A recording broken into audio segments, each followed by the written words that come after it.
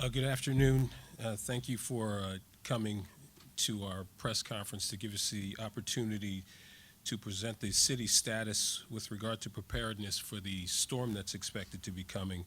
Also, to give you an opportunity to hear about the status with regard to school openings and naturally with regard to today's major elections that are going on. The city is maintaining an emergency response status. Our assets and partners are still in place, and we're still operating here from the Emergency Operations Center. With us, we have from our legislative delegation our Senator Ron Rice. We have our Emergency Management Coordinator Keith Isaac. We have our Police Director Samuel DeMeo, our Fire Director Fatin Ziad, who's not here, Fire Chief John Centeni. From FEMA, we have our Representative Joe Giroux. From the public schools, we have our Representative William Freeman. From the city, we have our Neighborhood Services Deputy Director Amos Crudup. We have from Red Cross Stacy Spooner.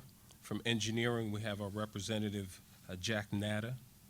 We have our Deputy Mayor Adam Zipkin.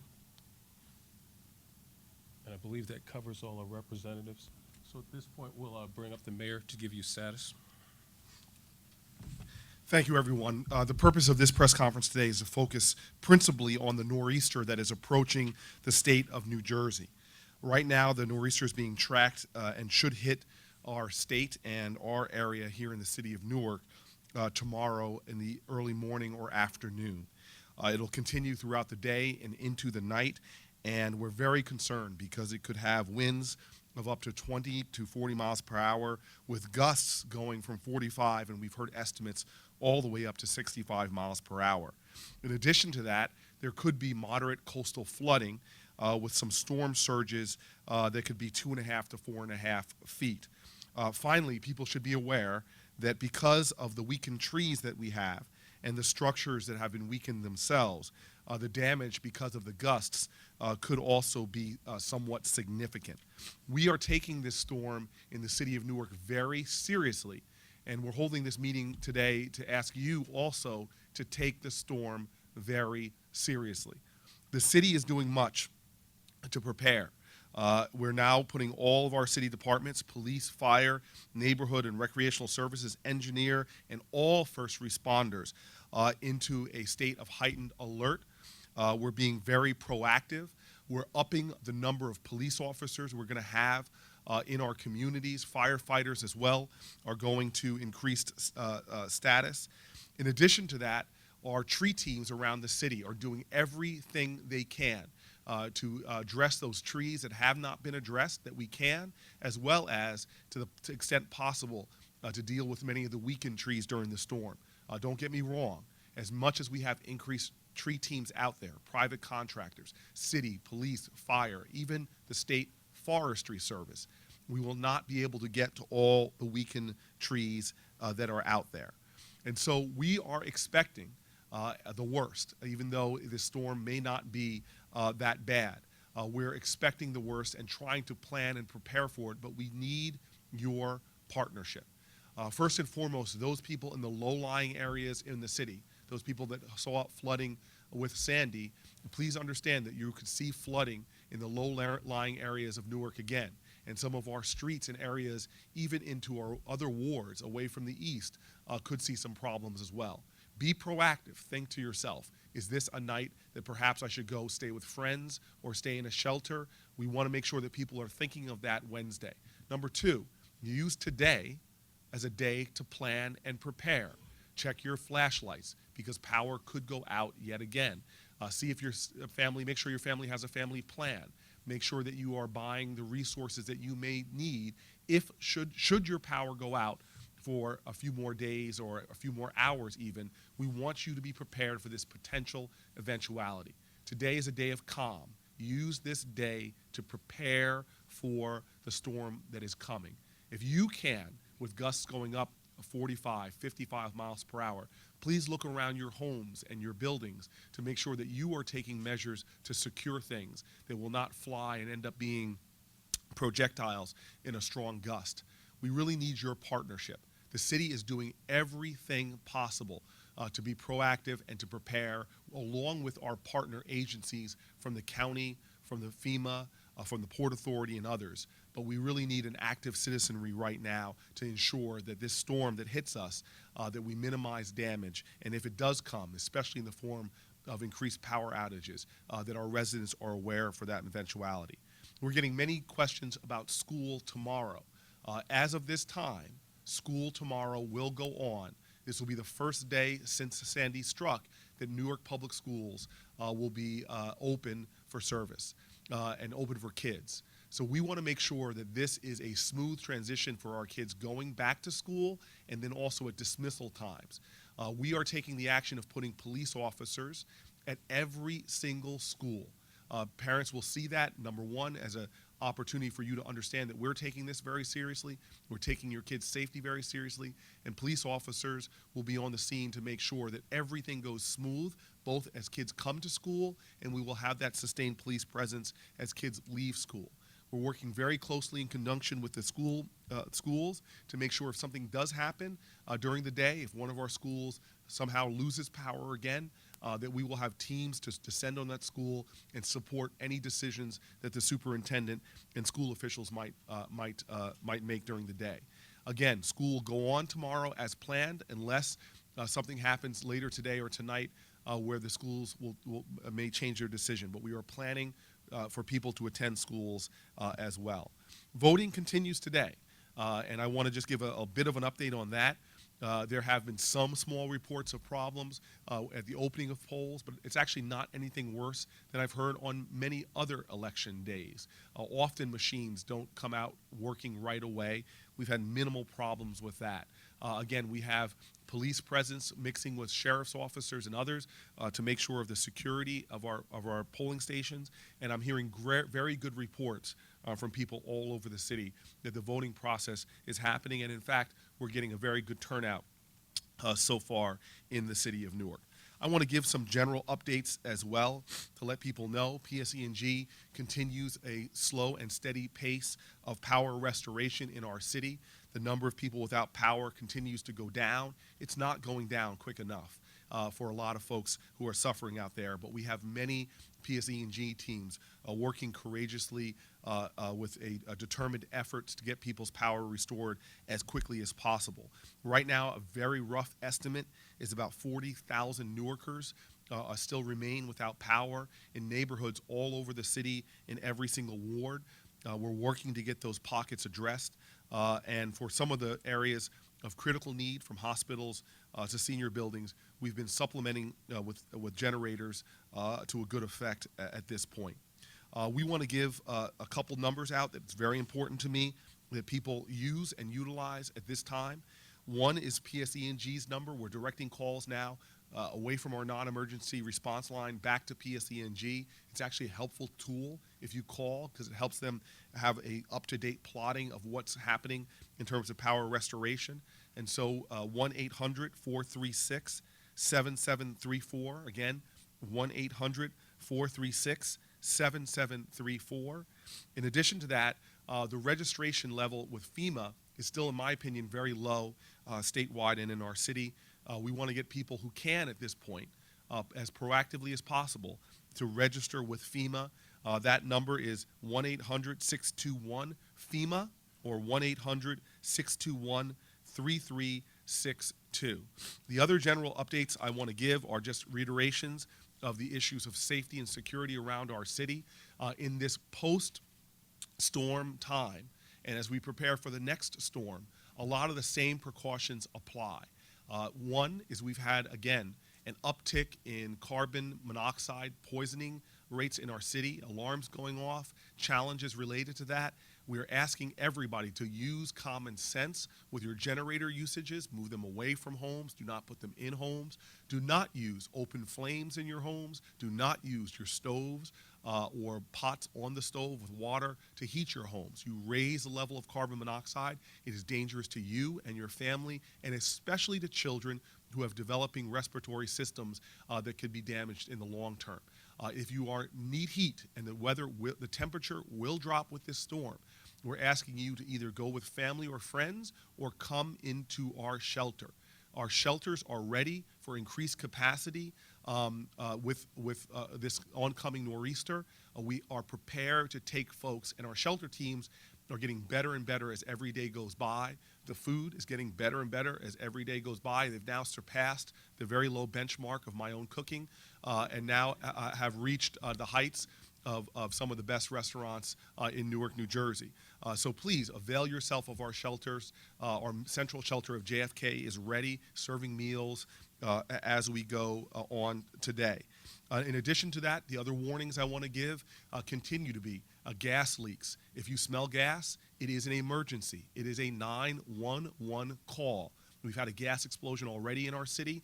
We want to make sure that people understand pilot lights have gone out, the gas will start coming, flooded basements are subsiding, exposing gas as well. Please call 911. We don't want any injuries there. Avoid down power lines. Again, with the nor'easter coming, we could have more down power lines. They are seriously dangerous. We've already had a PSE&G worker injured badly in our state. We do not want any individuals in our state or in our city injured by down power lines. Motor vehicle accidents are still a concern. With some traffic lights going out, they're creating very dangerous conditions, and more may go out with this storm. If you are driving and you come to a traffic light that is out, the law of the land says you must come to a complete stop before you go through that intersection. Again, we've had too many motor vehicle accidents as well within this storm. And finally, I just want to encourage people to look out for one another. We are having an incredible outreach of support for the city of Newark. I can't go through all the folks who've actually reached out to support us.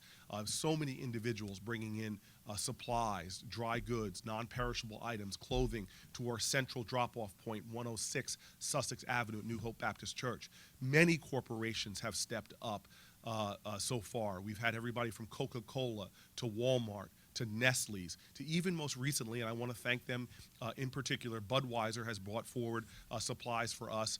My team was very disappointed to find out that it was water and not beer, because a lot of folks here definitely need a drink. But the reality is we're grateful for all these supplies coming in, and I want to let you know, though, that those supplies are not here to sit someplace. They're here to go out to people that need them. Our teams are doing thousands of deliveries of food and supplies every day. It is an incredible and admirable logistics effort that's going on in Newark. So many people are out there that are vulnerable, that are on their 7th day or more without power. And we want to get people who are sick, people who are disabled, people that have young children. We want to get you those supplies. Our team is ready and doing an incredible job of delivering those supplies. But this just doesn't go to you. If you're without power, you may not be hearing my voice right now. But if you are somebody who is, find out if somebody in your neighborhood, in the block over from you that doesn't have power, find out who needs that help and call us. We've gotten lots of great Samaritans who've called our 973-733-4311 line to tell us about people in the neighborhood, in the block over, who really need help. Even if you're not sure that they're there, now you remember there's an elderly person living at a certain address, let us know. It's better that we proactively go out and check in on people than have somebody being suffering in silence now a full week without supplies, without food, without medical attention. We have EMT services, our hospitals. Everybody is ready to make sure that we support those people still without power. So please let us know about it. We have an incredible delivery team to take advantage of the generosity that's out there. So in conclusion, I want to say again, Sandy was strong, but we are proving to be stronger. And the resiliency of this city is incredible. The kindness of not only people within Newark, but others caring and concerned about our city is extraordinary. But we still have challenges. 40,000 people without power, people having to recover from their homes and personal belongings being destroyed, and another storm, a nor'easter bearing towards us. We're not out of the woods yet. We need your vigilance. We need your service. We need your compassion. And we need your proactive preparation for this nor'easter. If we all work together through this, we can not only get out of the difficulties we're facing as a result of Sandy, but we can let this nor'easter simply blow by us without that much of a problem. I want to open it up for questions now from anybody here in the media about any subject that we may have covered or not covered. Mayor, just a clarification about schools.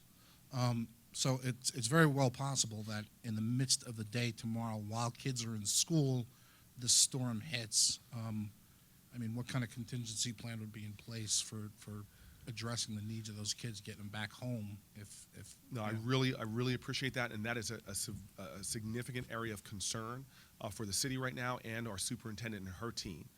So her team are planning as we speak for contingency plans should power go out during the school day, and should we have to find ways to get kids back home.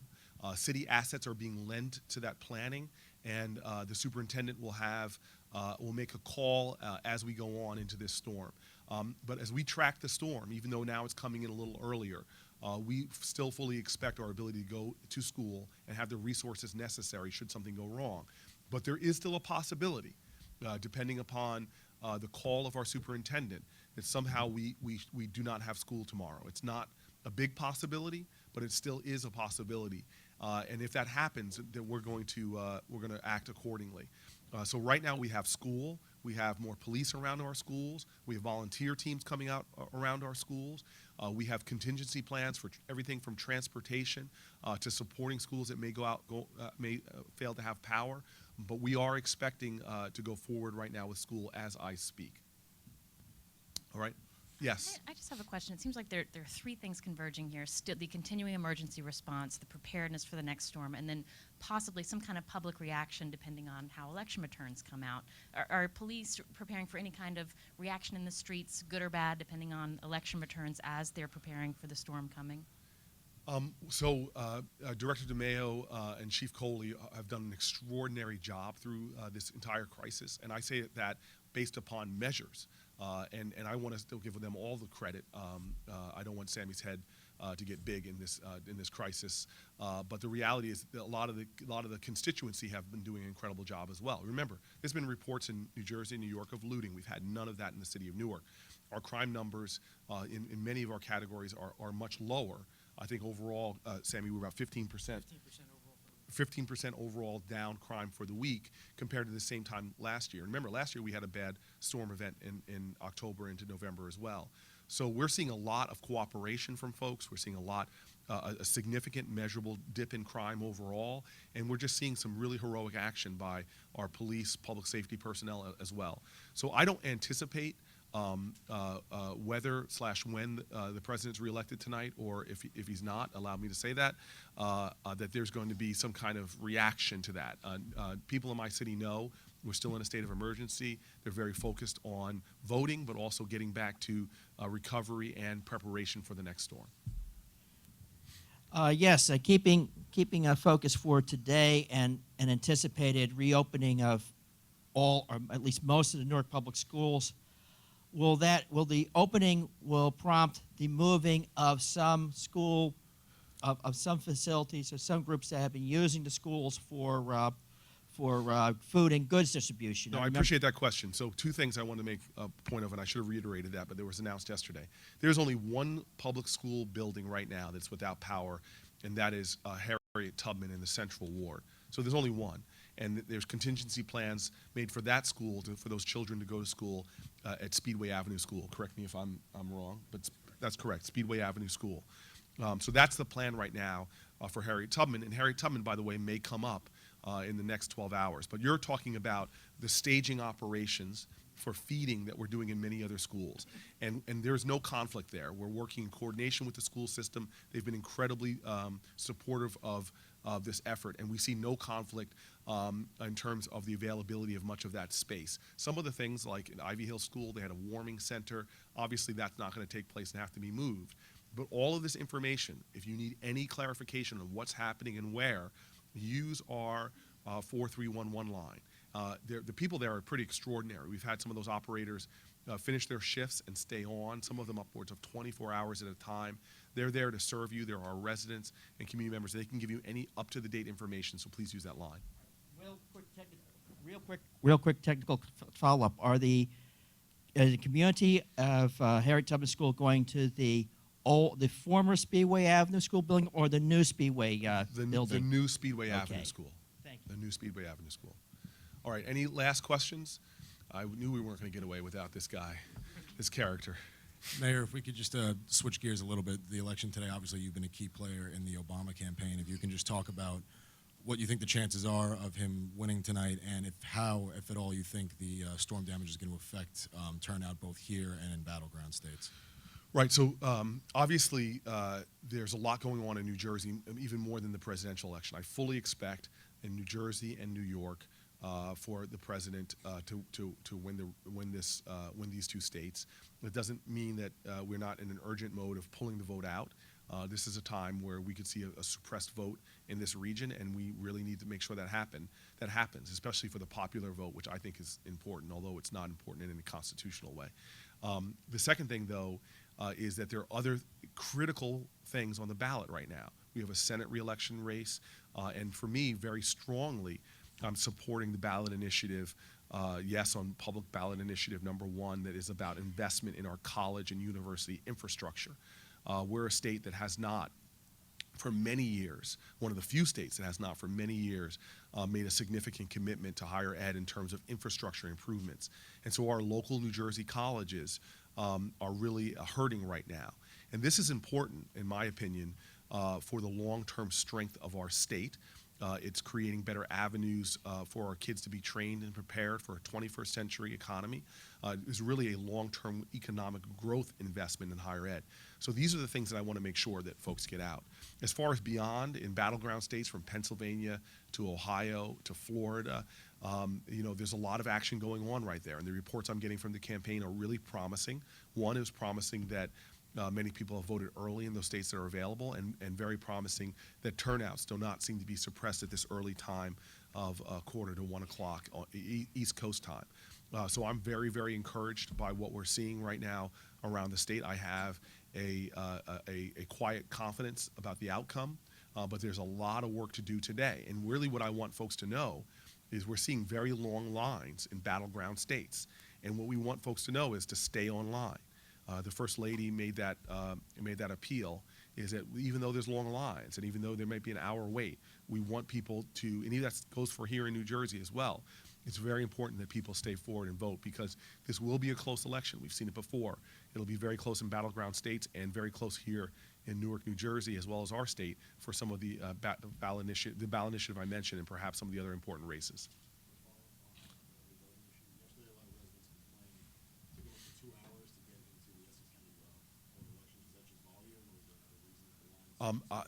First of all, I want to give a lot of credit to Chris Durkin and our county clerk here in Essex County for, in a very short notice, creating other means by which people could vote. And one of them was early voting, or really absentee voting, where you can fill out your absentee ballot, turn it in at the same place, same day, same moment.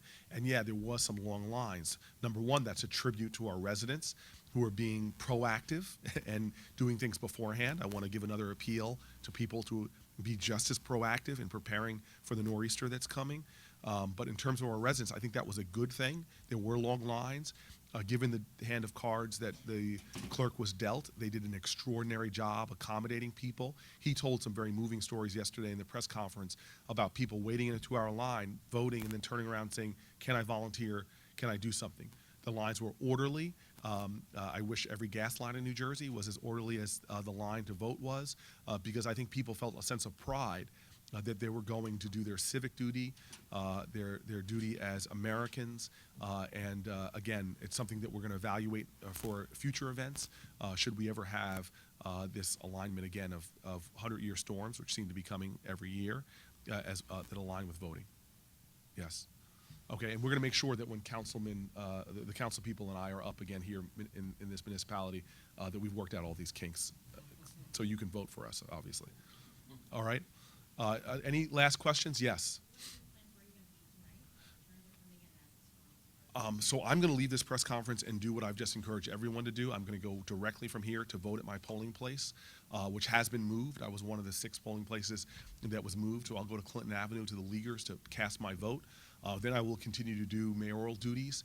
This evening I've been asked to be on a number of shows, NBC, MSNBC, CNN, so I'll probably be doing a lot of appearances this evening as the results come in, and then I'll probably shoot back to New Jersey to visit some candidates, win or lose, just to express my support and love.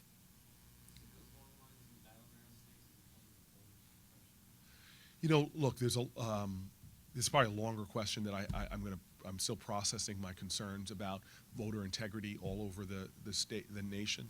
I think we have a lot of work in this democracy, and this is really my opinion. It's not the opinion of the city, obviously, or even the people standing behind me, but we've got a lot of work to do still to work out the kinks of our democracy, to create open, free access, ease of access to voting. We've seen these problems going back to Bush v. Gore, to even now with a lot of confusion out there, mixed messages, a lot of these new voter ID laws and the like. So I think there should be a lot of frustration amongst people, no matter whether you're Democrat or Republican. And I think every state has to look to create as easy as possible avenues for people to vote and participate in our democracy. And I don't think that's the case right now.